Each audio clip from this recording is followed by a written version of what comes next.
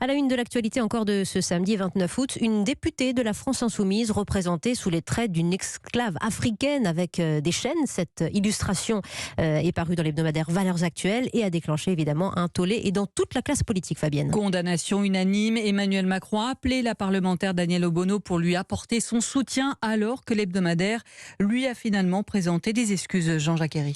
Oui, la condamnation dépasse les clivages partisans. Au plus haut de l'État d'abord, puisqu'avant Emmanuel Macron, le Premier ministre Jean Castex avait dénoncé une publication révoltante appelant une condamnation sans ambiguïté, assurant Danielle Obono du soutien de l'ensemble du gouvernement.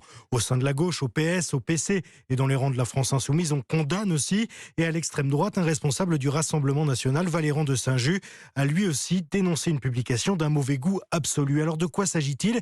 Eh bien d'un texte de fiction sur 7 pages qui transporte Danielle Obono dans le temps. Elle se retrouve en Afrique à l'époque de l'esclavage, puis devient elle-même esclave dans ce texte.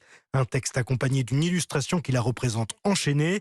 Tugdual Denis, le directeur adjoint de la rédaction de Valeurs Actuelles, s'excuse, mais fait part aussi de son incompréhension.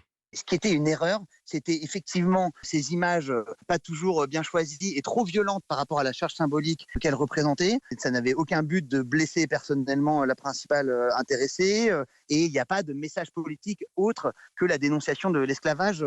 Ce n'est absolument pas un texte qui justifie l'esclavage et encore moins un texte qui stigmatise une quelconque communauté. Nous sommes un journal conservateur, de droite, qui est politiquement incorrect, mais nous ne sommes pas un journal d'outranciers et de bout de feu. Dans un communiqué, l'association SOS Racisme a expliqué être en train d'étudier les suites judiciaires envisageables, une possibilité que la rédaction de Valeurs Actuelles balaie d'un revers de main. Il n'y a rien de raciste dans ce texte, répète le magazine. Jean-Jacques Herry.